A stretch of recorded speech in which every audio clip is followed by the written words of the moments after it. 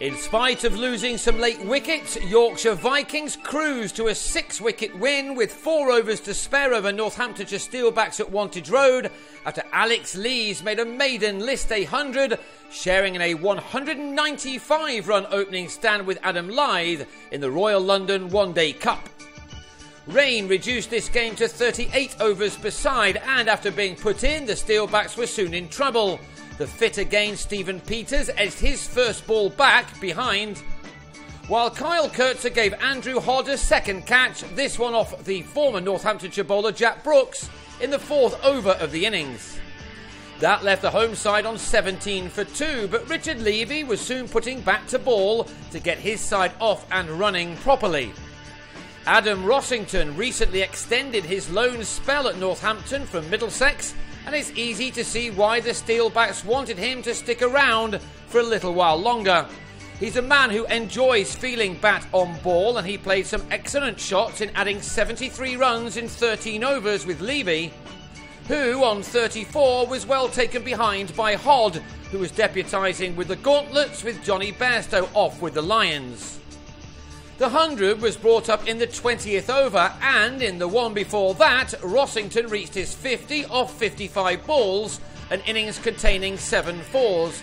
It was his 3rd half-century in only 10 innings in List A cricket. Northamptonshire weren't able to find the boundary as many times as they would have liked through the middle overs, and they had to wait until the 26th over for their first 6, which was supplied by Ben Duckett. He and Rossington had ensured that their side was not going to be bowled out in a thrash at the end by keeping their wickets intact, and as we moved into the final 10 overs, both were able to throw the bat a bit as they took their partnership to 73, the runs coming in 13 overs. Rossington had moved on to 75 when he top-edged a sweep off Adil Rashid to be caught in the deep by Brooks, but he'd carried the total to 163 in over number 30. At the start of the 34th, Duckett fell for 45, finding Jack leaning off Rich Pyra, leaving the score on 179 for 5 with 5 overs to go. It wasn't the big finish the Steelbacks would have been hoping for. Graham White gave Leaning another catch off Pyra after making 11, while next ball Matt Spreagle went straighter off the same bowler, only to search out Lyth at long on.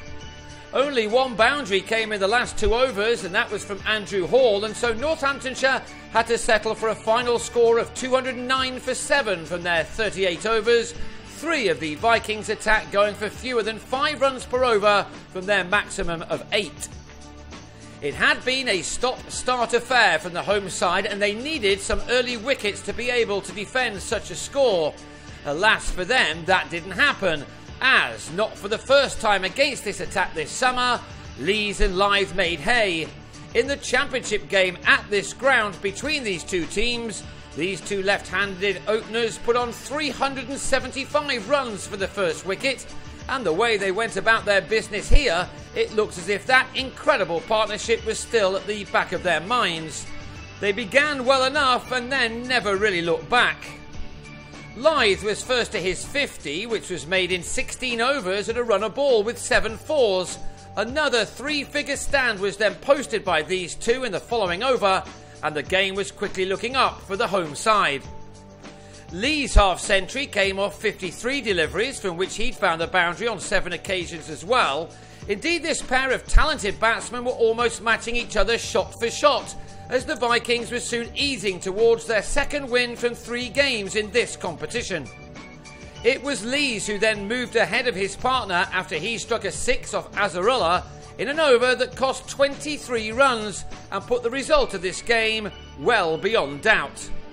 Lees simply upped the gears and started to play some explosive shots. It wasn't only Azarullah who suffered at the hands of the 21-year-old, whose previous best in List A cricket was the 63 he made against the Unicorns in his debut season last year.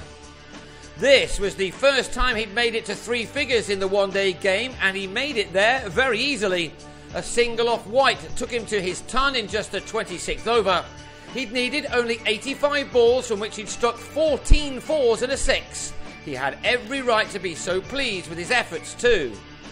Only 15 runs were required in 10 overs when he was out for 102 for once mistiming a shot off Spreagle to offer White a catch. The superb stand ended on 195. After that, Yorkshire had a bit of a wobble. White rushed one through to bowl Kane Williamson for 4. Before, Lyth was out for 84 in the next over, driving James Middlebrook to Spreagle in the covers. Leaning was also out next ball for a golden duck. Spreagle with the catch again, this time at mid-wicket. But the Vikings were still able to romp home with 24 balls to spare. Andrew Gale driving through mid-on to take his side to their target with 6 wickets in hand. Overall, it had been a rather one-sided game of cricket, with Yorkshire bossing the match pretty much from start to finish. The victory was an important one for them as they aim to get on the road to Lords by making it into the quarter-finals. They now have 2 wins from 3 ahead of their next match at home to Worcestershire on Thursday. Northants are in need of some wins and they will look to get the better of Hampshire under the lights at the Ageas Bowl on Friday.